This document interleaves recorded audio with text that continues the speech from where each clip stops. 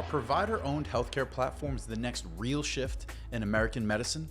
Why are outpatient facilities scaling so quickly while hospitals continue to struggle with costs and inefficiencies? How is this happening? Welcome to Expert Insights, where we focus on healthcare, medtech, business, and sales. In this episode, I sit down with Zack Fox of Redefine Management. Zack is the president and chief growth officer of Redefine. Zack has spent the last several years helping to build and scale a provider-backed outpatient platform that is expanding fast. In this conversation, we break down what most people miss about how outpatient healthcare is changing and why these traditional models continue to squeeze physicians. Also, how an MSO built the right way can be a legitimate fourth option to providers who own their facilities and feel like they only can sell, partner with a hospital, or partner with private equity. We get into the operational reality behind all this growth, how Redefine scaled across New Jersey, and why they're expanding into new states. I asked Zack, what does it really take to deliver lower costs of care with better quality in this fee-for-service world? So if you're a physician, a practice leader, an operator and investor, or just someone in medtech who's looking to better understand where the next decade is headed, this episode is going to sharpen how you think about insurance incentives, healthcare infrastructure, and just general business scaling. So quick note, if you're looking to get into medical sales or you know someone who might be looking to get into medical sales, send them to MedSales Blueprint. That's school.com/MedSalesBlueprint. And if you feel you get value from this episode, please subscribe, rate, and share it with someone who you think will care. A question that you want answered in an episode, or maybe a guest you think I should bring on, just message me on LinkedIn. And finally, to learn more about Zack or Redefine Management, check out their website online or message Zack on LinkedIn. Now, let's get into the episode. And congrats on the new role that's secret? No, it's not secret. Okay. So we had grown so fast in New Jersey when I first came on, and we had to operationalize it. It's actually really cool, right? So the when we first started this, our first year, Mm-hmm.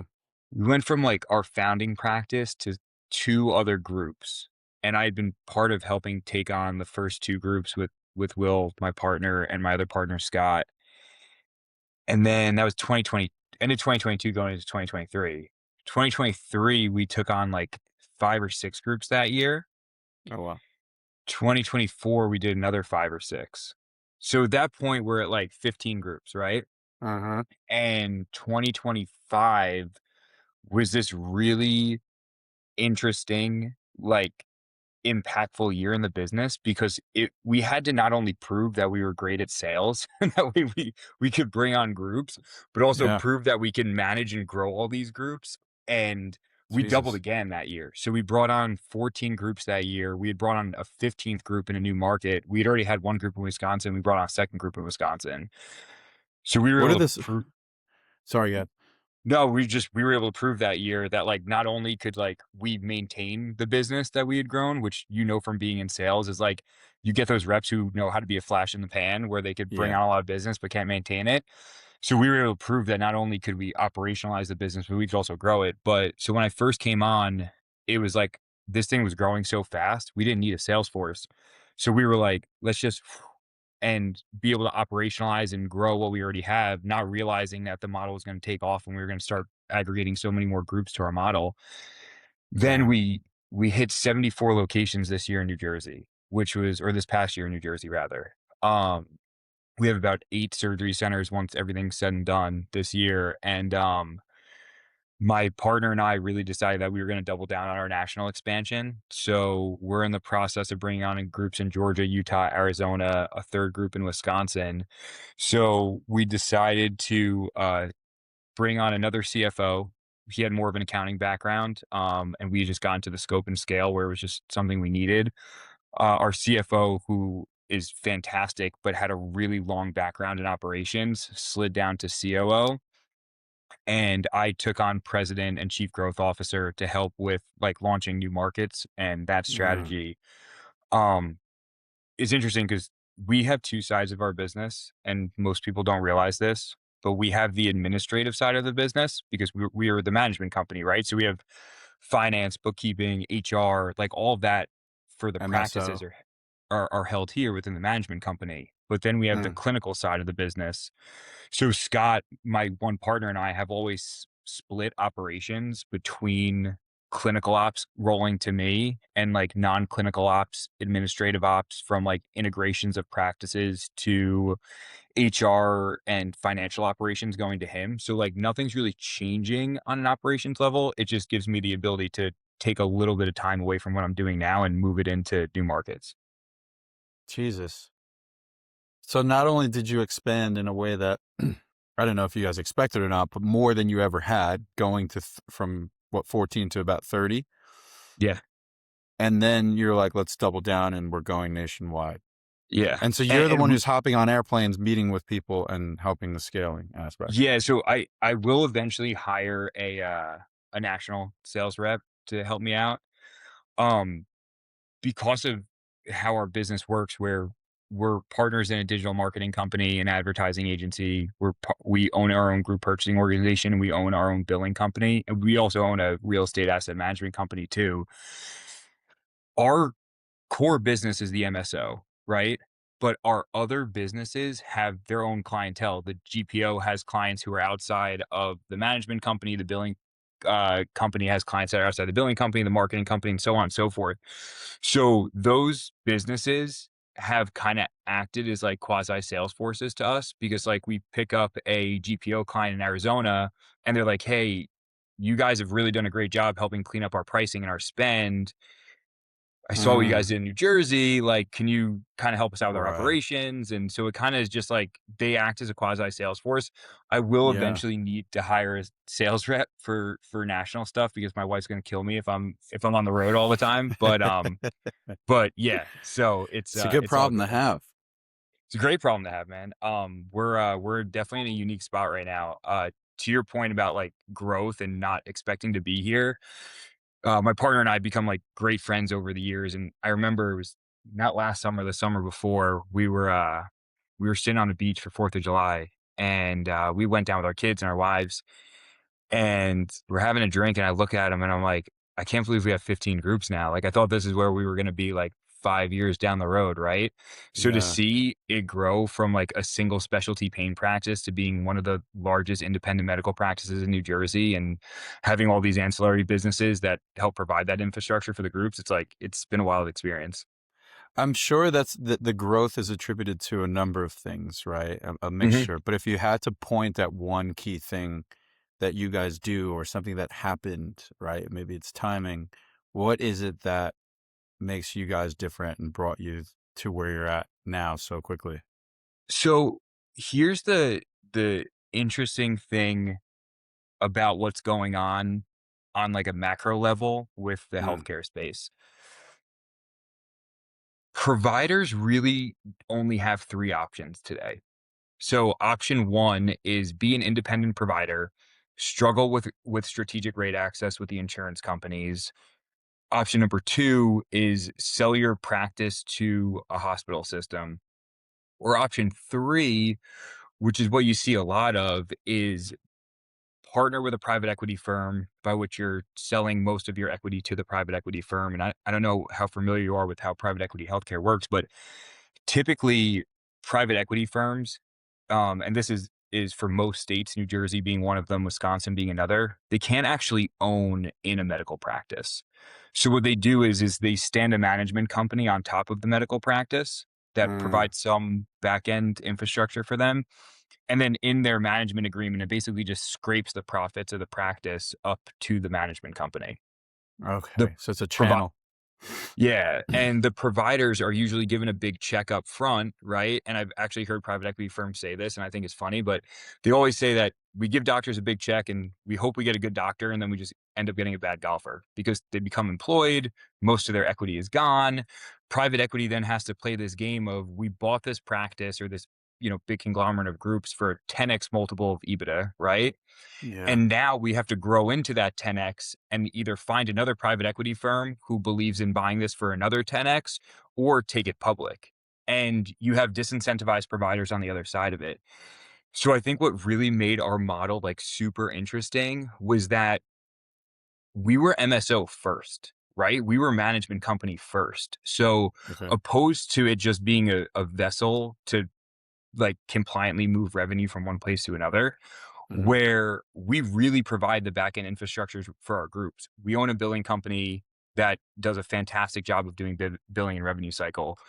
We own a group purchasing organization that drastically helps lower the cost of doing business for these medical practices and for our surgery centers.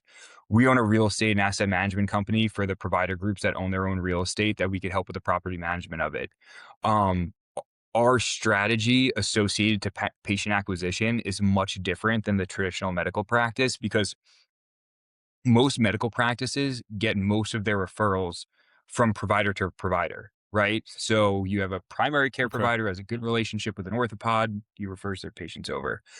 Hmm. Because the crux of how we started this thing was through our marketing partners, the McAllen Group. Most of our patients come from a direct to consumer marketing strategy. I think like 85% plus of our patients do. So Which is unique. super unique, way unique to the market, right? Yeah. And it's not just the advertising side of it, but I see this with groups nationwide when I work with McAllen.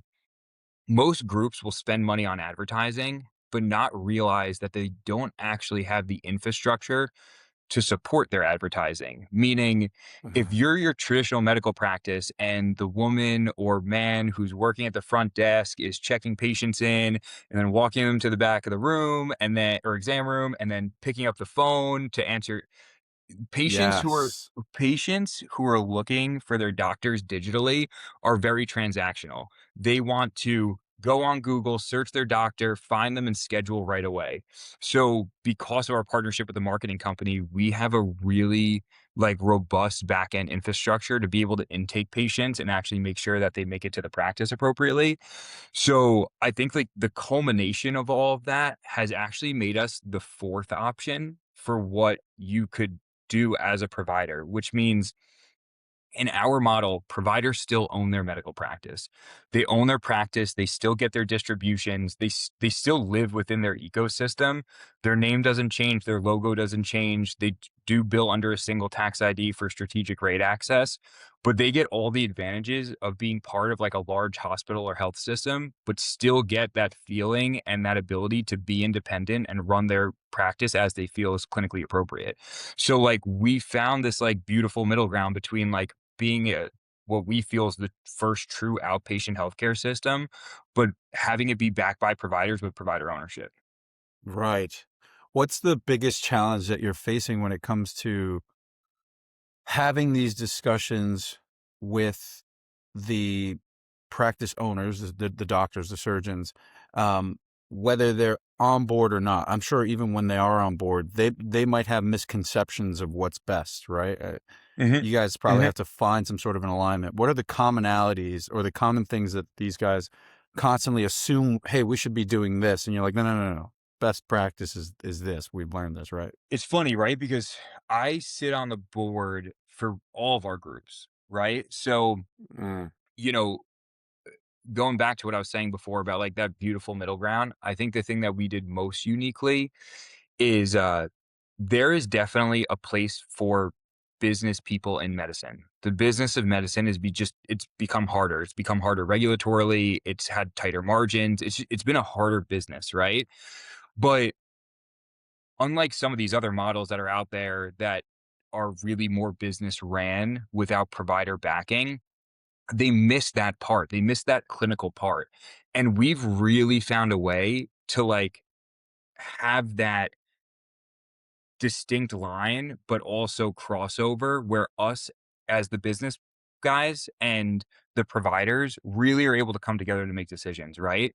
So when we Mm. sit down with our providers, and we do it very frequently, it's not as much about us jamming things that they have to do down their throats, and it's more about, all right, guys, this is what we see is working for other groups, and this is how we could implement it within your group. And then you guys bring us what you want to do or learn, or some vendors shop by your office and this they're telling you can make a ton of money doing this, but oh, that might not be compliant or the billing they gave you isn't great. We've really been able to understand that. And honestly, I think the thing that helps the most is I came from the background of a rep. So, like, Yeah. coming from the background of a rep, I have a certain level of I'm definitely not a doctor, I'd be a horrible doctor, but I have a certain level of clinical experience that I could at least look at a product, look at a procedure, and say, "Hey, like, I know where this fits in to your business," and help implement it on the operation side. So, like any business, when you have a lot of talking Yeah. heads in the room, it's difficult, but we've really found, like, what that beautiful middle ground is on how we all work together. I like that. Yeah, the background that you have, I imagine, is key because you have an intimate look as to what their day to day is like and Yeah. where the struggles are and what works, what doesn't. Plus, to your point, at least for me, one of the best things I would do in terms of starting off associate trying to convince a doc to use something was like, look, so and so's using it like this. This Yeah. doctor's choosing to do this, as opposed to me, right? Like I'm just telling you my observations. If you want to find success, look at these guys over here, right? And Yeah. it's up to you. They're incentivized to find their own profit, right? They're talking about Yeah. their own group Yeah. profiting. Okay, Yeah, and so look, here's best practice. one of the hardest things I think we had in the beginning too was, we were very pain focused in the beginning. Um, and went pain to neurosurgery and then ortho came, after that. Mm, We're actually heavier ortho now than we are anything else. But in the beginning, it was like, oh, well, if I wanted to share best practices, it would be like pain doctor talking to ortho or neurosurgeon talking to pain. And you'd get this like, well, maybe they're right, but they don't know my business. yeah, Neurosurgeon doesn't know what it's like to see 80 patients a day. You know what I mean? Like pain yeah, doctor yeah, doesn't yeah. get what it's like to open He somebody's spine isn't. up, Yeah. right? So you get this like weird, but now we've gone to this really cool scale where we're able to like actually have medical directors per specialty who are able to Mm, play that like specialty liaison for us where I could have my orthopods all get together in a room and say, hey, this has been the best practice for Lewis Grau or Dr. Orozco or whoever it may be, and like it disseminates down then to the specialty provider. So there's a little bit more cohesion in how we're able to approach things now. We just moved into vascular as well, and also wow. to mental health. Mental health has been really big for us this year, or actually over the Wow. last 3 years. Real quick, so Fabio Orozco is with you guys? Just joined us. Yeah. Very cool. And Yeah. now with the scale, the scale speaks for itself. So if a surgeon or doctor is being kind of nudged in a certain direction, he has to really feel strongly about pushing back because it's like, look, all these Yeah. 70 something 74 other locations, right? 73 other Yeah. locations Yeah. are Yeah. doing what right. So Well, it's just like follow the path of least resistance. yeah, and going back to Dr. Orozco, funny thing about him is like when we first started, like I think you have groups that like really need help, right? And they're Mm, they're very adamant about wanting the help and like we've been there to help them. And as we've grown, like a guy like Fabio, he has like one of the most buttoned up practices I've ever walked into. I actually the second like sales call we had with him, I brought my VP of ops and she walked in, she was like, this place runs like a machine. She's like, I've never seen a practice like this. Like it wow. was the most organized, buttoned up office that, she'd ever been in and that I'd ever been in. So when we have gotten to this point, we actually learn a lot from the groups that join us now too. Yeah. So we've gotten to a point where some of these groups that are coming on are actually bringing best practices to us. So it's been like a kind of a weird mishmash of like bringing the best of everybody's world together to say, hey, like this is not what good looks like, this is what great looks like, and we've kind of Yeah. finally gotten to that scale. That makes complete sense because he is known for being rapid in his Oh yeah, work. But oh in yeah, he's order to great, be as fast as he is, it's not about working fast. It's about efficiency everywhere, 100%. processes in place. Yeah. Yeah. So now, and the other part I was going to say is that's what IDNs are supposed to be providing to all of Yeah, their facilities is best practices, right? We have, X amount of facilities, X amount of so on. Here's our standard operating procedure, so to speak. Here's how you can become more efficient. But now with you guys doing all of this, are you getting pushback? Or is there concern? Or are you not even a blip on the radar? Like so what's here's the the reaction? difference between us and like an IDN or a hospital system. Hmm. Because we don't own the group, right? Like if you were to get purchased by an Optum or another health system, right? they really streamline efficiencies across groups based off of what they feel are best practices. And I think what we have seen is that what might be best for one group isn't best for another. And a lot of that dynamic is due to payer mix of the practice, has to deal with what the service lines one provider might offer opposed to another service line, right? Like there's every group has its own dynamic. And I talk about this all the time, and I talk about our call center, right? So if you got bought by a big health system, you're going to get a this is how our call center answers calls. These are the patients that you're going to see. Yeah. You're going to see new patients in 30-minute increments. You're going to see patients in 50-minute. That's what you get from a big system. What Hmm. we do is we say, "Hey, we're going to give you the tech infrastructure and the economy of scale to have it cheaper because we'll have our call center here and it's going to be able to be spread across multiple groups. Yeah. But for your practice with your payer mix, what is the best way for you to do it? And then tailor the solution to them, right? You have a group that is heavier personal injury and workers' comp than Medicare, Medicaid, and commercial insurance. That's a totally different intake situation because you're not just having the conversations between the patient and the insurer, but you're having the Right. conversations then with the patient, the insurer, the attorney, right? So like every practice has to have a little different nuance in it. And I joke all the time because we have a book that our call center has with how every single one of our groups like their calls answered and like their schedule is done. Oh, wow. So Okay. our groups fit in a box, but the box is just way bigger than what they have to fit in if they were with a hospital system or with a big, private equity backed roll up. And I think that that's why it works because we don't approach it in such like a cookie cutter, like one faceted approach. Right. Right. We're not coming in and you're just going to be another location for our big, uh, you know, monopoly that we have running here. Yeah. It's completely tailored to them, but you're able to scale it in such a way. Uh, what is the hook for these groups at the beginning? Like, what really gets them excited about joining? And then does it change after 6 months in? They're like, oh, this is the real benefit. I feel like Yeah. that So sounds like I teed up that question for you, and maybe I did, but I just know that that's how things work. You buy something for one reason, and then you go, now that I'm in this, right? yeah. So in the beginning, and I'll give you New Jersey as an example because it's different from New Jersey to other markets, right? So in New Jersey, we have our business guys and our providers who are partners within the management company, our provider Mhm. partners who are partners in the management company. And the groups that join us, they're called care centers. So essentially what happens is they join our founding medical practice and it creates a new class of stock that allows us to add more provider groups to our founding medical practice. But it's technically one large tax ID medical practice with a bunch of different logos and DBAs. So the interesting thing is that in New Jersey, it has been a rate access play. If you join us, your rates will get better, right? You will get more for treating the same patient population. If you're out of network and you're struggling to negotiate rate access because you're not at the scale or scope where the payer really wants to negotiate with you, we become that landing pad for you while you still being able to have your independence of owning and operating your practice and your brand that you built, right? So that was the crux of New Jersey, and that's how we grew so quickly in New Jersey. Mhm. When groups join us, it's first for rate access, and then quickly they realize that they're growing above and beyond their rate access because of the operational efficiencies, the marketing, being able to kind of share in this ecosystem that we've been able to build for them.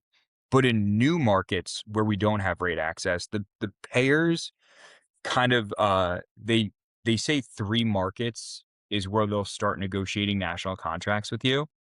So in new markets, we have a totally different growth strategy. So Okay. our providers who were partners with us in our management company in New Jersey, um, were smart enough to realize that the whole value of their business was in being a treating medical provider. The more epidurals, the more spine surgery they did, the more valuable their practice was, right? Yeah. That they own in practice. Volume. They were smart enough to realize though, and I give them a ton of credit for this, was that by being an owner in the MSO with us, Mhm. that eventually they would have diversified their business model from not just having value in their medical practice, but also being the infrastructure to support 30 other groups across the state of New Jersey. Oh, So wow. they essentially, have been able to be be owners in a little healthcare system or a large healthcare system in New Jersey, which you can't do. So doctors in New Jersey can't own hospital systems. It's illegal, right? You can't own a hospital. But you could own an MSO that provides outpatient healthcare that has become its own outpatient healthcare system. So essentially what they did was they were able to understand that certain things on their P&L, their billing, their HR, certain staff that were an expense for them, through the MSO became a revenue driver for them with other groups. So when we go into new markets, the pitch is this is what we did in New Jersey. We were able to build something truly great and meaningful. We were able to lower the cost of healthcare. We were able to aggregate all of these providers to be part of an independent healthcare system. And you can do that too. You could be our founding providers in this model. You could own in the MSO with us, and we could build an infrastructure that could support multiple other independent medical groups across your state. And when providers hear it, they're like, I don't have to sell my practice.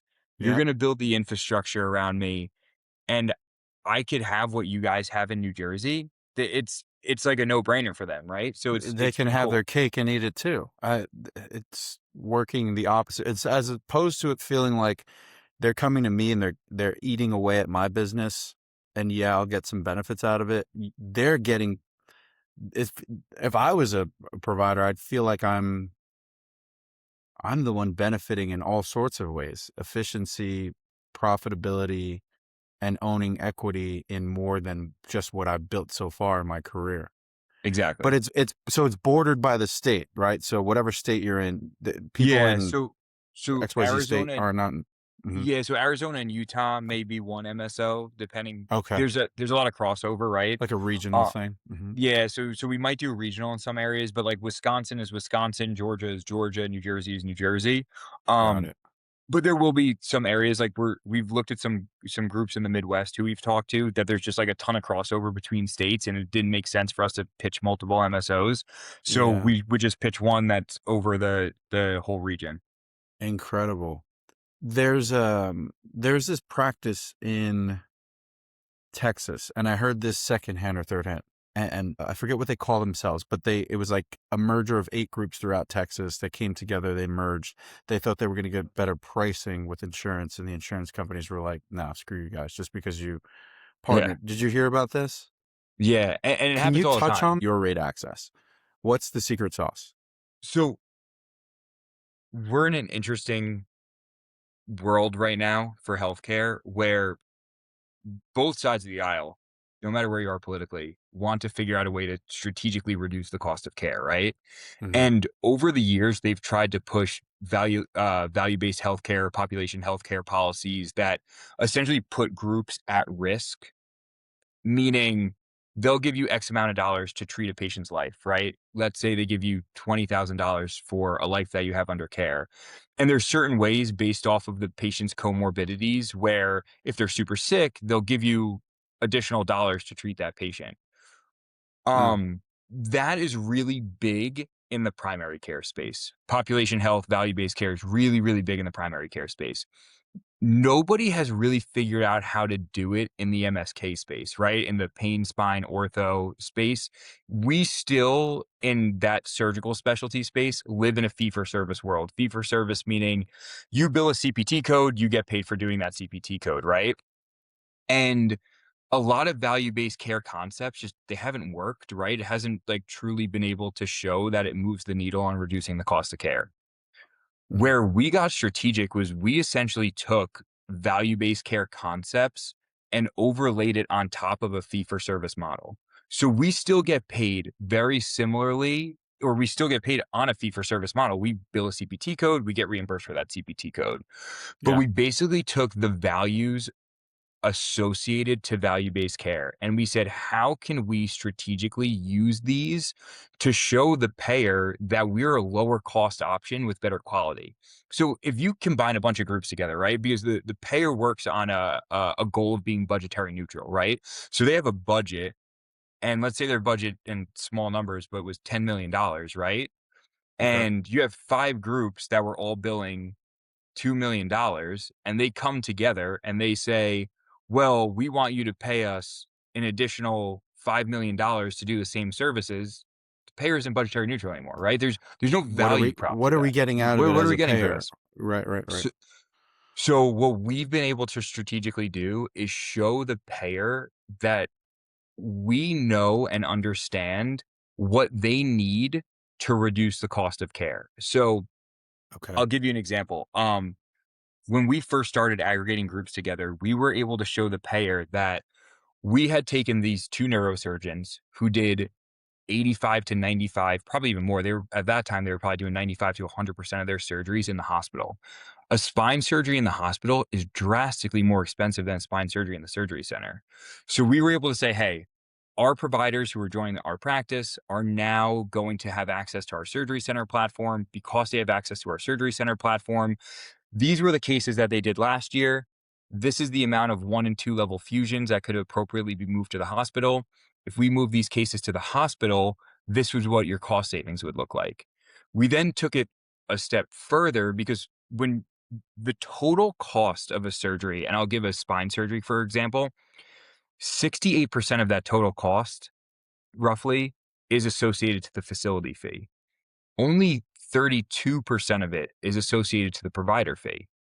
So we Mm, were basically able to say, hey, we could continue to use this strategy of helping providers find an outpatient setting to do their procedures, but we need to be able to have strategic rate access, meaning our rates, our professional rates, have to be better. So if our 32%, right, of that total pie goes up 10 or yeah, 20%, but they're saving 80 to 90% on the 68% of the facility fee, they're saving a ton of money, even just paying our providers more. The yeah, other thing that people don't realize is that when you become a hospital employed physician, or you're getting a surgery done in the hospital, it's not just the facility fee associated with doing that surgery that drives up the cost. It's the MRI that you have in the hospital. It's the urine drug screening, the labs samples that get done in the hospital. All these different things equate yeah, to a much more expensive cost for the patient. You get an MRI done in the hospital, it could be $2,000 to $4,000.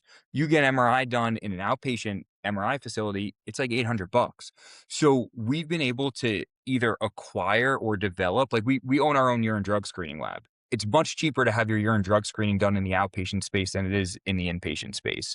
So we've been able to strategically either right. acquire or develop the infrastructure to keep things outpatient. And by keeping them outpatient, we've been able to negotiate better rates. And I think that the common problem is these groups go and they try to say, hey, like, I'm a great doctor. I went to a great school, which you all do, because to become a doctor, you have to go to a great school to get into medical school, right? Yeah, yeah. What you have to be able to show the payer is that you're giving a lower cost of care with better quality. And we've been able to, as I said, strategically create the infrastructure to, create that environment. If you've made it this far, go ahead and click subscribe now so you do not miss the next one. And if you or a friend want help breaking into medical sales, the best place to go is medsalesblueprint.com. That's incredible in all these ways, because you're actually applying pure basic straight up logic and actually putting the work behind getting it all done. It's what it incentivizes these payers to go, okay, yeah, no, thank you, right? These are the metrics that we care about. And then you've then applied that to what exactly you're doing. But if I look at it a different way, can I say that you're looking at the profit drivers of a hospital, a healthcare facility, that they're overcharging because they have to make up for all the dead weight throughout the facility? And you're saying, hey, we'll have our own here, and it'll be a third of the cost, right? Which Exactly. the payers will love, and overall, Exactly. it helps your model. Okay, okay, incredible. So hospitals are not going to love it, but you're bringing power back, because since I've been in the industry, the hospitals and healthcare systems have been taking a lot of the power in terms of the physician to health system Yeah. ratio.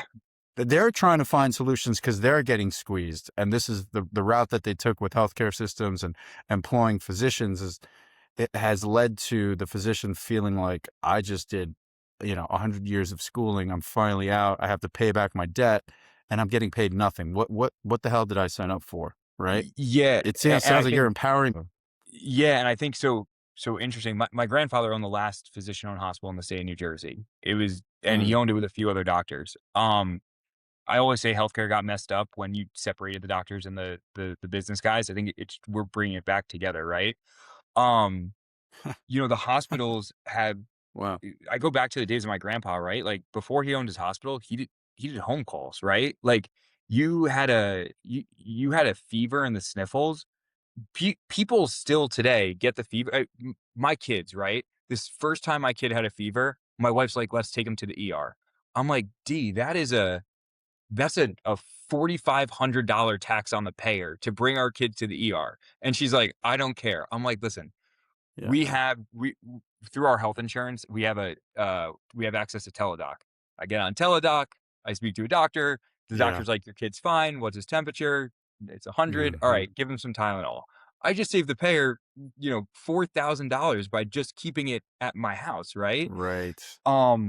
One of my 100%. buddies actually sold his practice to Optum years ago. He's a primary care, Okay. and he, uh he kind of wrote out his non-compete. He came back and he formed a group that is doing outpatient healthcare at home. So his whole model is bringing the primary care back to the house. He's doing home calls again. And he's Whoa. doing very, very well doing it. It's a concierge model. You pay a few $1,000s a year and they do house calls for you. He's absolutely killing it, but he's doing something that was done, 100 years ago. But the reality Wow. is that, we almost, Wow. the hospitals back then were meant for end of life care. And we've Yes. essentially made the hospitals the healthcare system, right? And when you look at what the government's trying to do, so the government just moved, I think it was 280 CPT codes for cardiovascular onto the ASC fee schedule. What that Okay. means is they see the value in moving things outpatient to reduce the cost of care. So you're going to start to see this incredible push to move to the outpatient healthcare system.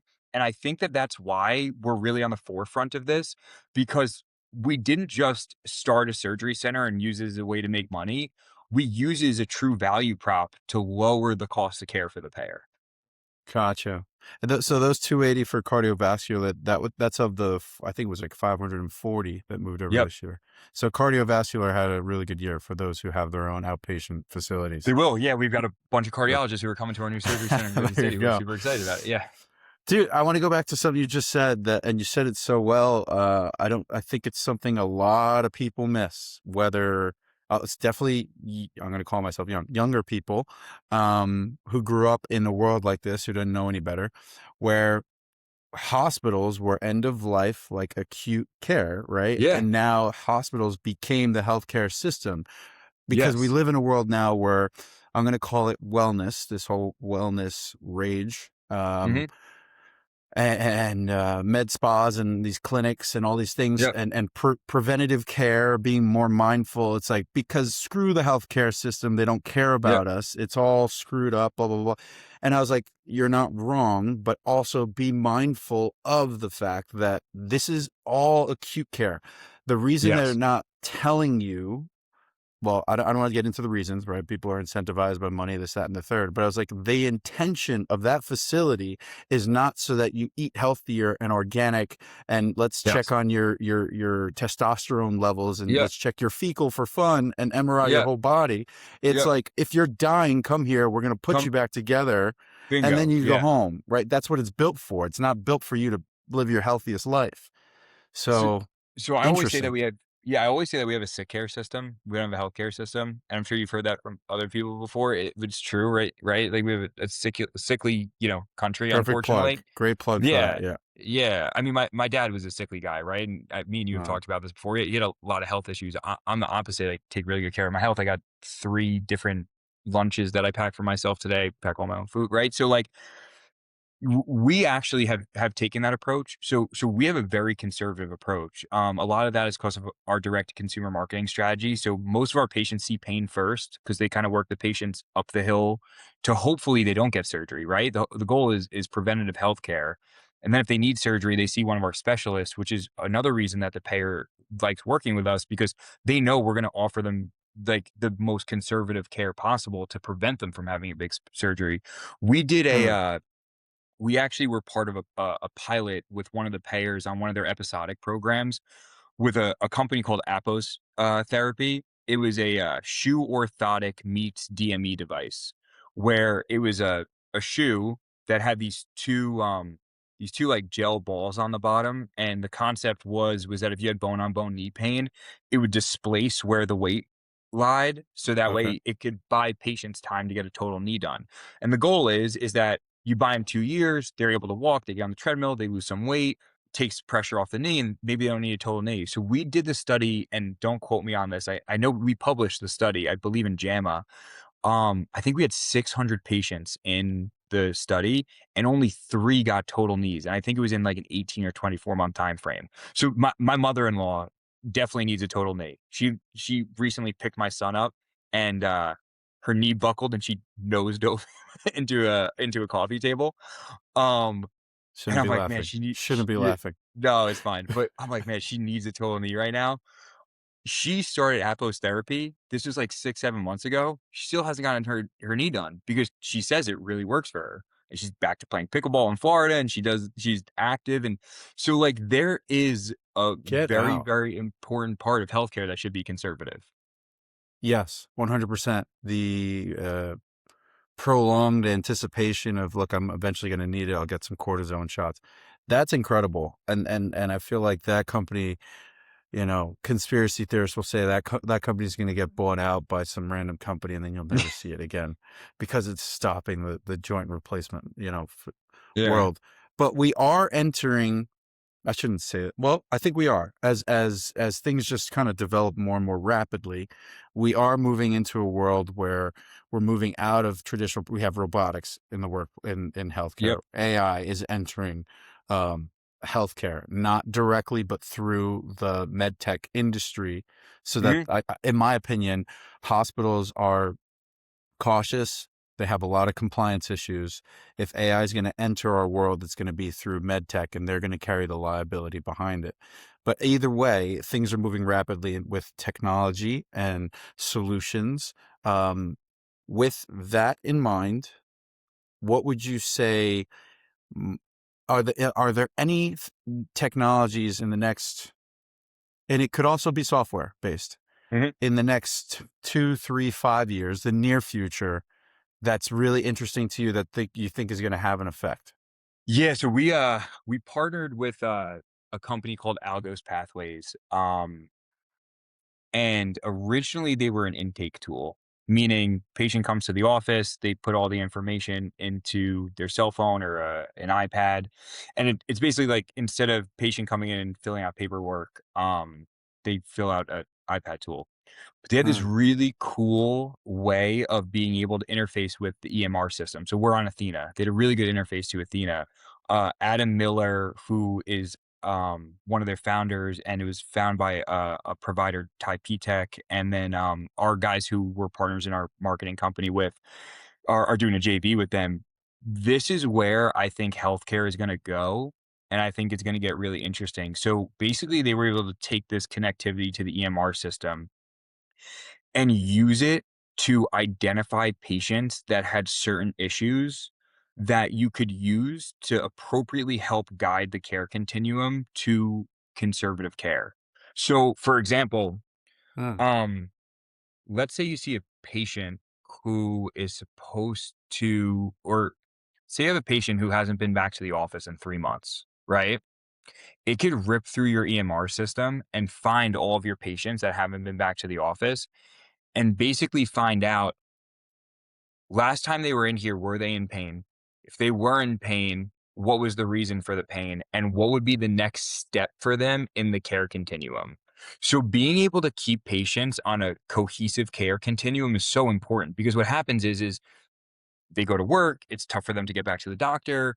The thing that they could have gotten an epidural for 1 month, 6 months later turns into a spine surgery. So, what it's allowed Mm, us to do is pinpoint patients who need more proactive care and at least engage them in a way where we could say, hey, you had these problems. How could we help make them better conservatively? It's right. also become this great, great, great compliance tool for us because you know, your provider's seeing 40 patients a day, they're super busy, they forget to put in their note that they had 75% pain relief or 50% pain relief from their last injection. So now they go for an authorization for a procedure that this patient really, really needs, right? And they can't get authorization because they didn't have the right thing in the note. So part of Algos's tool is called Foundry, and it basically acts like ChatGPT for your EMR system. And you could literally ask it, how many patients did I see last week that I forgot to put in the percentage of pain relief? And it will bring up every patient and allows you to go back into the note to make sure that you gave the right percentage of pain relief for that patient. That is Mm, something from a compliance perspective you need there, right? You need to make sure that you have appropriate documentation. But it also allows you then to not prolong the patient's care. Because if you get a denial, you're then having to fight the denial, do a peer to peer. And now that patient who might have needed a 1 level fusion needs a 2 level fusion because they've gotten way worse in the 6 month time frame that they're having to get worked up for a procedure. So it gives us a right. really good snapshot on the practice to make sure that patients are getting conservative care on the front end. That's huge. Conservative care and being proactive requires a compliant patient. Um, However, a lot of people forget, like, hey, I was sick 2 weeks ago. I barely remember that, right? I don't even know what I had for breakfast, right? And Yep. so I'm not calling and saying, hey, by the way, doc, thanks for preventing me Yeah. from having a shoulder surgery. Yep. Whatever you did, I just want to let you know it works great. And, Yeah. should I call my insurance and tell them to rate Ye you with 5 stars? yeah. You know, Mm, so how does it get engagement or touch on so whatever you can say? Yeah. so we essentially did a JV model between Algos and, the McAllen Group, the marketing company, where the Yeah. marketing company's call center basically has, like, runs proactive campaigns to reach out to the patients, where we've really seen, this is probably the best use case for this. You send a patient home post-surgery, that and you know this from being a rep, right? Like, that first, 24 hours to week-long time frame Yeah. is crucial when it comes to infections. Yeah. Crucial, right? Yeah. So, it gives us the ability to say, "All right, we're gonna identify every patient that's had surgery within the last 30 days." And the call center's then calling them, following up saying, "Hey, do you have a fever? Is your surgical site clean?" All these different things. Because the worst thing that happens to a patient is infection. The worst thing that happens to a payer is an infection. Because the second they get an infection, it's an ER visit, it's an overnight Yeah. stay, really, really, really expensive treatment, right? So Episodic care. Yeah. being able to catch that on the front end is absolutely best patient care, but is also a great way to show the payer that, like, you are doing everything possible to reduce the cost associated with it by just being proactive, right? That's all it is. You're just being proactive with their healthcare. It's so true. And even if you get engagement from, let's say, 1 out of 5 people, I'm not saying that's what it is with this, Mhm. but if you're preventing one, and that's one of 30 that you prevented, like possibility, like the cost on that is huge. Huge, So, huge. yeah, and you're moving in the right direction. So with the ability to collect data and analytics, let's collect the important data. The difficulty has always been the compliance of patients, but now, I mean, people are stuck to their phones. Being able to get updated on a regular basis, take advantage of that. I love that. I love that idea. It's helping everyone, including the patient. Yeah, I mean, have you ever heard of the PACE program? No. So it's PACE a program.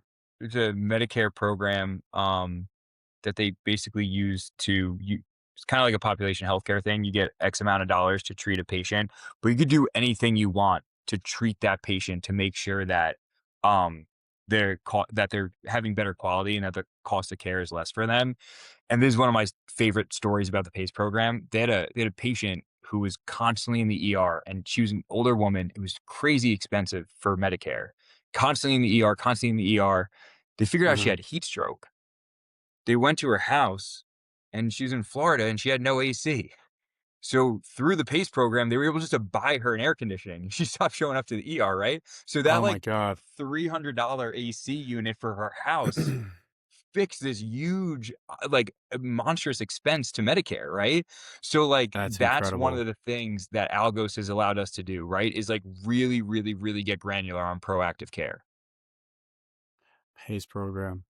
Yeah, I remember hearing one where the patient came back with an infection in their brand new joint on their knee, and it was like the dog had been licking the wound, and the Yeah, patient didn't exactly. stop the dog from licking their knee. It's like, okay, it's probably the Yeah, last tongue you want on your fucking. yeah, exactly. Yeah. All right, this has been great and a lot to absorb for those who are either dabbling in the space, curious about it. But let's take a step back into you and your how you found your way into um, this unique space. And then eventually, I do want, before we end it, I want to be mindful of your time. Where you think this is going and what this means to the industry if it continues to grow exponentially. Your business is growing Mhm. exponentially. I imagine there's others that maybe have a similar situation going on. But let's just talk about you and how you got going in this. Yeah, so, started my career at ADP, and, I actually say this all the time, and I've said this for a while. I actually think that people wanting to get into med device, starting in business to business sales is a great way to do it. I think sometimes med device reps kind of fall into, what you've heard as box openers, right? And Yeah. you wanna get away from that stigma, and I think that I learned a lot of my sales techniques from ADP, right? You have your challenger sale, you have your ask a lot of questions. I learned a lot of that from business to business sales. Was lucky enough to be friends with a buddy working at Stryker who brought me to you as my first boss. And I Good have told you times. this before. I've been told you this before, man. I still to this day thank you very much for giving me an opportunity at Stryker. But Easy hire. Easy hire. yeah, appreciate it. Even though I didn't eat because I was fasting at lunch that day. That's right. Yeah, I'm not Yeah. eating. I'm fasting. I don't know if this is a good idea, but I'm Yeah. sticking to Uh, it. yeah, I'm Like, all thinking right. too. I was disciplined, right? The first thing you knew Yeah. about me was I was disciplined. So it was a good start. Yeah. Um, so, It all start depends on how you frame something. Just by the yeah, way, well, right? that's why I went the discipline route. Yeah. You're like, "You're not a weirdo, you're disciplined, it's good."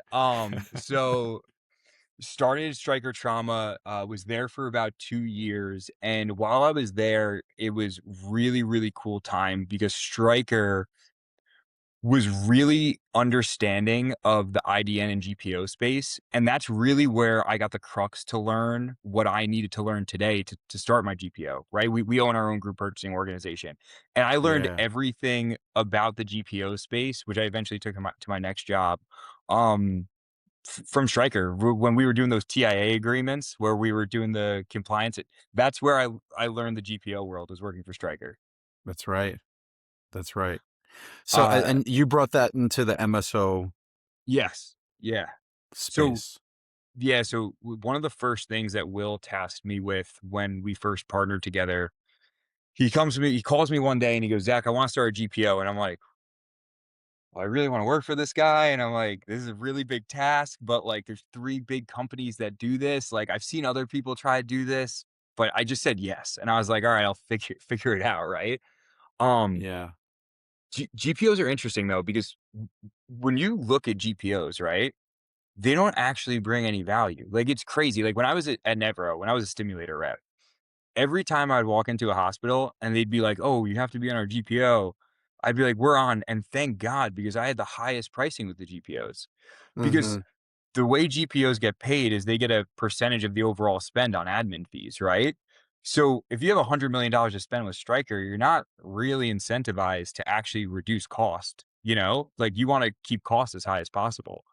So when we formed our GPO, and I've seen other people try to do it before, you run this like weird chicken or the egg thing where you either need the contracts to get the members, right, to get the surgery centers and the provider groups onto your GPO, or you need the provider group and the surgery centers at scale to say, whoa, Stryker or Smith and Nephew or whoever it's going to be, you can't come through here unless you're on our GPO.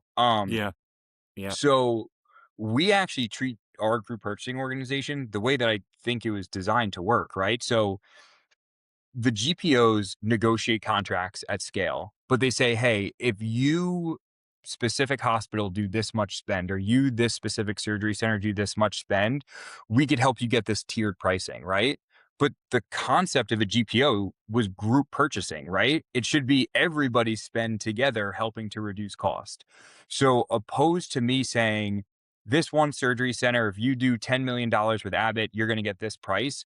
I clump all of our groups together. So as we've grown and scaled, we've actually been able to get better and better pricing because of the fact that we're actually doing it the way that's supposed to be done. Yeah. Um, And so they benefit because they now have access to all the facilities in that they now have state access, and we actually take it a step or further. region. So I actually hired my old boss from Nevro, who was my partner in a pod at one point. She's probably one of the best sales operators I've ever worked with in my entire life. I would bring on the new business and she would go into the practice and she would do the make sure they were on our authorization platform. And she's one of the best sales operators I've ever worked with. So I bring her on to Redefine as our VP of growth and care center development. So her whole role is she goes around to all of our groups and she says, you need help with marketing, you need a new service line, you need to work on referrals, whatever that may be. But she Awesome. works with our GPO vendors to say, all right, we just got Curonics on the GPO. Now that Curonics is on, which groups are using peripheral nerve stimulators that would be a good fit for this product? And the ones that aren't doing it, it's a great procedure for the patient. It does very well for us in the surgery center. How could we go about making sure that these providers are trained, that their staff is trained, and that they learn how to appropriately identify the right candidates for this procedure? So we actually like do what GPOs were supposed to do. We take that Right. extra step of almost acting as like a quasi business consultant to the vendor to say, hey, like not only are we going to give you, it's not just a license to hunt, it's going to be a license to hunt with a lot of education components behind it. Right. It's not just a gate, right? All right. Hmm. Here you have access. Thank you for the pricing. Negotiations over. You now can go do whatever you want in this facility. Exactly. You're actually helping with implementation because you want your practices to be efficient. And you, as a sales rep, you understand that the Yeah. gap between, all right, approval to actually being utilized and all the processes in between. Yeah. It's huge. Yeah, Hmm. So that's a whole nother efficiency benefit that everyone involved is benefiting from. exactly. So, and then so with the GPO starting your own, I imagine you had to maybe copy and pasted a basic one and then kind of go from there. And you have someone in charge of new vendors looking to jump on. And Yeah, so we was very blessed to have worked with an ex-Vizient employee or okay, premier, someone who worked for a GPO before. He came on as a yeah, consultant to help work with our contracting. Um, I have two general counsels, one of which focuses more on the GPO than because there's just a lot of contracting work, right? mm-hmm. One of which who focuses more on the GPO. And then I have Lauren, who's really on the business development side of it, not like external business development, internal business development. And then the nice part is too is our CMO Eric Freeman. We have like a true back process, right?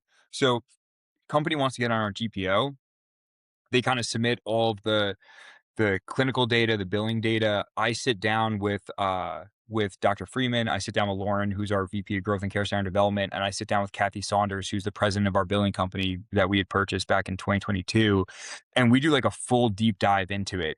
Is it good clinically? Does it make sense for the patient? Is it right in the outpatient space from a billing perspective?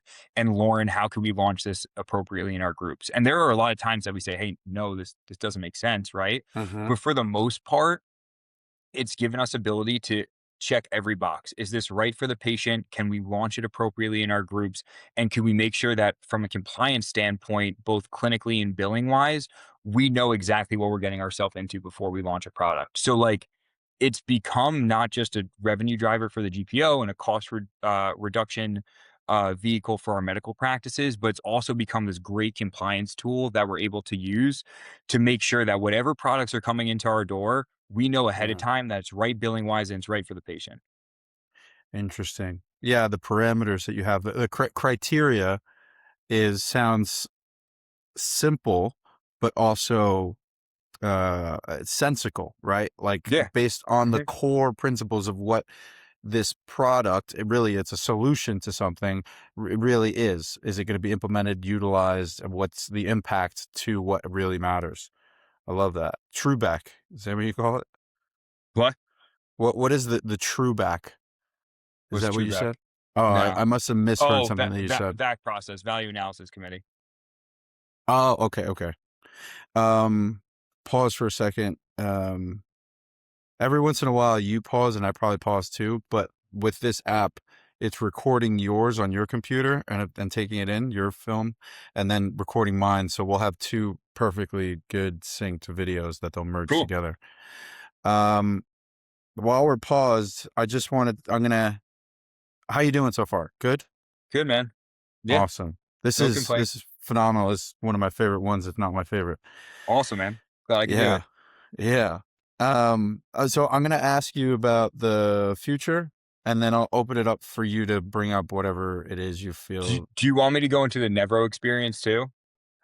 Yeah, yeah, if you want to. Oh, and maybe if you can give a couple um bits to people who are looking to get into the industry or who have recently started. So if you if I if were you to do it want, again, kind of thing. we could Yeah. take it from the trauma story to Nevro, and then I could probably touch on Okay. most of that for you. Um, Okay. so yeah, I spent uh close to 2 years at Stryker, and then really wanted to take a chance on myself and go to a startup company. And I Mm-hmm. really like the neuromodulation space because with everything Elon Musk was talking about with Neuralink, I felt like the brain computer interface and the whole concept of neuromodulation was like very much in its infancy, and I wanted to get into it. So I was a pain patient myself from when I was fighting MMA. I had a bunch of injuries, and a doctor who I was working with at the time was like, "Hey, I know you're probably sick of taking trauma call, but there's this new really cool product, and they have some really groundbreaking technology in the spinal cord stimulator space. They're looking for another rep in New Jersey. Can I introduce you?" So Mm, he introduces me to Nevro, and they just had like when I say groundbreaking technology at the time, they were the first spinal cord stimulator that didn't have what's called paresthesia, where essentially stim implants forever had you would feel a tingling sensation that would essentially trick your brain to feeling tingling opposed to pain. They were the first that had no tingling sensation, but also a pain reduction for the patient. So really cool, had just IPO'd, but wow. still like very much in their infancy. And I remember I'm talking to my dad about I had an offer there and I had an offer to Becton Dickinson, which had just acquired Bard for their vascular division. And I'm going back and forth, and I'm like, I'll make a little less money at Nevro, but I think there's bigger upside, and BD's really safe. And my dad's talking to me, and I remember later in the conversation, my father looks at me and he goes, Zach, you spent 95% of this conversation basically telling me about Nevro and how you want to take a risk. Don't do the safe thing. Go to Nevro, take the risk. I was 26 years Hell old at the yeah. time. He's Great like, take the advice. risk. Today's the day to do it, right? Mm-hmm. So I take the risk. I go to Nevro. Ran one of the largest territories in the country for them, and I had a blast. It was a really, really awesome company to work for. Great leadership team. Uh, got to because they were small and I really love this about working for a small company. I had the ability to like constantly be in communication with like VP and C-suite levels. They would really like they found reps that really turned the needle and were able to do things dynamically. And they had a lot of open dialogue and conversation with us, which I loved. It was like a really, really Yeah. fun opportunity. But more than that, what I loved about the neuromodulation space was, when you're a trauma rep, it's very transactional. You get a call, you go into the operating room, you cover the case. When you're in neuromodulation, you're talking to patients, you're working through authorization hiccups. You really see the entire like Okay. operation side of a medical practice. Interesting. So I really got to understand rather what good looked like of a medical practice. And then Christmas morning 2020, my father passes from COVID. Mm. Day after Christmas, day after his funeral, I end up taking over his medical practice. I know nothing about running a medical practice, like nothing at all. So I'm working for Nevro. I'm running my dad's medical practice. Redefine Mm. Healthcare, which was my largest client at the time. I'd become close with their CEO, Will, who's my now partner. I give him a call Okay. and I said he really wanted to get mental health into the pain space. My dad was a mental health provider. And we basically said, listen, a lot of pain patients also have some sort of mental health comorbidity. We should really find a way to marry this together. He came in, he helped me clean up my dad's practice. I eventually sell my dad's practice. This is probably the end of 2020, beginning of 2021. He then comes to me and says, Zach, I have this MSO in place with this one practice, but I have this really cool model to essentially overlay value-based care concepts on top of a fee-for-service world.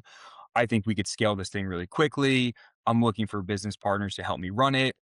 I have no money to pay you. And I'm like, my dad just died. I'm building a house. My wife was pregnant with our first. Actually, we had just had our first. My wife was pregnant with our second. And I'm like, Wow. Wow. okay. So he's like, listen, keep your day job and help me grow this thing on the side. And I'm like, cool, let's do it. So from 2021, probably the end of 2021 to 2023, I basically jogged back and forth between being a sales rep during the day. I eventually took on a national role with Nevro as their director of national strategy, sales strategy, and then working with Will. And I remember covering cases all day and then driving to Pennsylvania for board meetings with like our first large group that we picked up. And Mm. being part of kind of all the acquisitions along the way until we got to the point where it was big enough that I was able to come on full time as the COO, which was like the end of 2023. So, that period of time that I had at Nevro, because of how involved neuromodulation reps are with the operational side of the business, really gave me that insight into like what does good look like in every practice. So when I came on to Redefine, my job was saying, what was the best parts of every group and what would I absolutely have thrown out from all of my old customers, and then Yeah. taking all the good and all the things I would have wanted from my customers and implementing into medical practices that I got to run. So that's really where I got that insight as far as like, This what is this supposed to look like? this really helps. That bit of information right there plugs the gap for me from, we hadn't seen each other after Stryker. I knew you went to Nevro, you did sales, then sales strategy, but it's like, how did you get from that to me sitting? Thank you for the invite to have a cigar with you in Yeah, appreciate Jersey. it, man. That was great. And then Yeah, of I'm course. literally trying to keep up with you as you're spitting out, like, talking about practice, value-based care, but like all these different things, these aspects of the business. Like, I thought I was well equipped to have this conversation, and clearly with what you're doing, you're going to know more, and I'm like ready to learn, but it was like a whole nother level. But that makes sense because you had spent time in there. And I'll pause and say this. Sorry, go ahead. No, no. So that's actually one thing that I would urge every sales rep to do. So Hmm. I've seen this with device reps. I've mentored a lot of device reps over my career. Most device reps, good ones, get really clinical. They really, really understand their business, right? Yeah, But I what I think great reps do, and I use Brett Shealy as an example all the time on this. Great reps, rightfully so. they know their customer's business. Like, there was a point of time when I was at Nevro where I probably knew my customers' businesses, and I don't mean like their specific business. I mean the macro that surrounded their business. I probably knew what was going on more in pain management from a macro level than they did, right? So Yeah, like yeah, I would go in and I would spend a very short amount of time talking about STIM, but a larger portion of my time was talking about the practice, efficiencies, ways to get things done, what I was seeing in the market on reimbursement. And then they start looking at you differently, right? They don't look at you as a box opener or as somebody who's just trying to sell them something. They really look at you as like a partner and advocate for their practice, right? And I think once yes, that switch changes, you don't have a customer, you have a real like lifelong partner, right? Because my customers used me. I was at Nevro for about 6.5 years. my customers are still using Nevro today, even after I left. Every rep likes to think that they leave and their business crumbles, and that's what I thought was going to happen to my. It didn't, right? Because I was able to really, really help grow and scale these practices and really help them with their operational efficiencies. And the people who took over for me and never I had trained and taught them a lot of these things as well, that like we became so ingrained in how their business was run and they had so much respect for the knowledge that we had around it, that it was so hard for other reps to come in because they were just trying to sell a widget and we were Yes, selling a platform, right? 100%. I remember being a part of New York Metro, and you were a young associate kind of working your way up. I was the youngest manager working my way up, right? Yep. And at that same time we were there, I was learning the importance of having conversations about a doc's practice. That's Yep. what they care about. They Yep. probably have ownership in it, and that's where they spend the majority of their time. Yep. Yes, we meet them at this critical point when they're actually performing surgery, and our widget is important at that time. But Yep. that is what, like 1% of their time, 5% of their time. Where they need to improve and where they would appreciate is if we put our minds and energy and effort into helping them with their practice one way 100%. or another. That concept came from, like you said, the Brett Sheelys of the world and the plethora of other phenomenal sales reps and managers that we worked with at New York Metro to understand that concept. And then it sounds like you went a step further. You took on a product where you're actually in the practice and Exactly. observing. Now look at you where these practices want to join your company, so that they could, or partner with your company so that they can have an efficient, I mean, the fact that I think it says a lot. I've only met Fabio Roscoe once, but for someone who is completely, in my perspective, it's zoned in on efficiency, process, right? Oh Making sure yeah. that things are in He's one of the line, best. Yeah. and to partner with you says a lot, right? So I think that's phenomenal.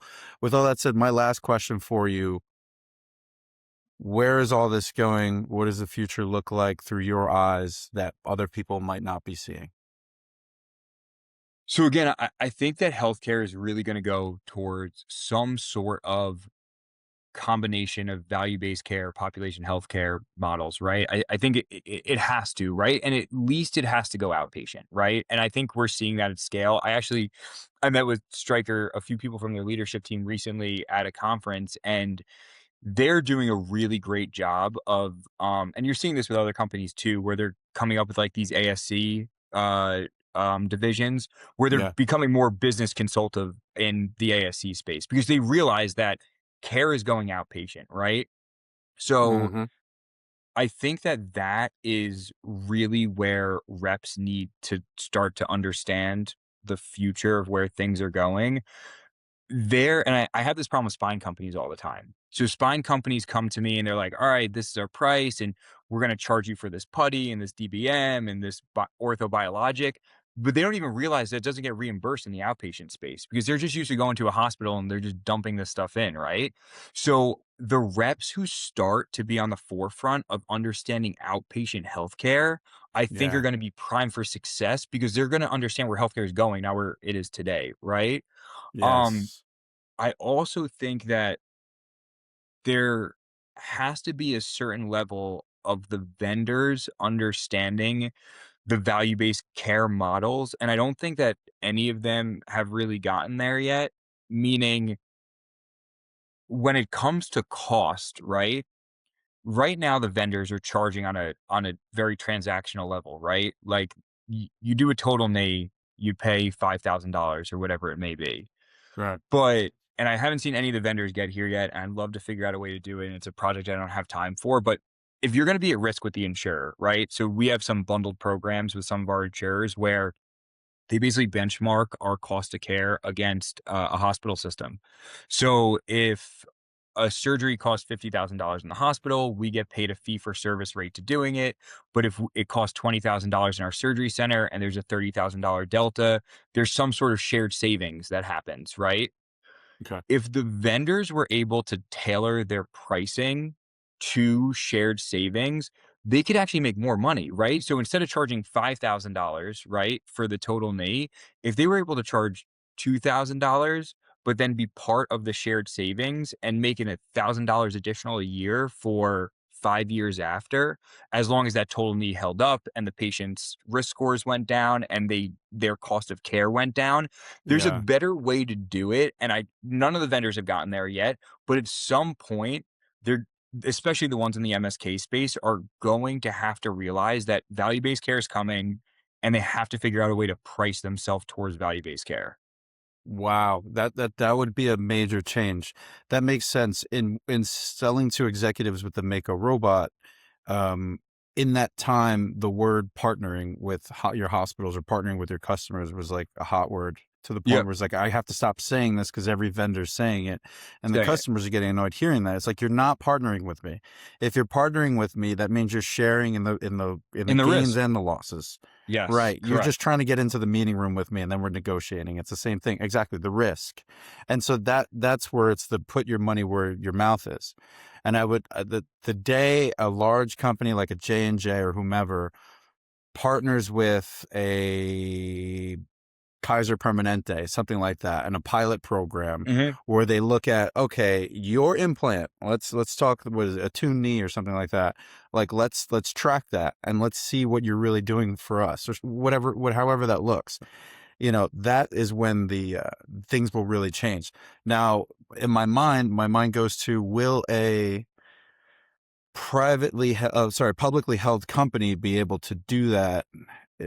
They can do anything, right? If it's a necessity. So if the Yep. pressure's put on them to the point where they feel like that needs to happen, or they're gonna jump ahead and they're gonna benefit before all the other companies do, then that's Yeah, I just feel like the issue's becoming, and every rep feels this, right? Like, every rep you talk to probably feels this, is pricing erosion, right?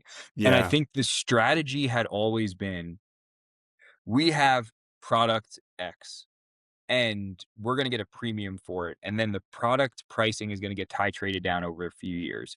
And then we're going to come out with product X alpha.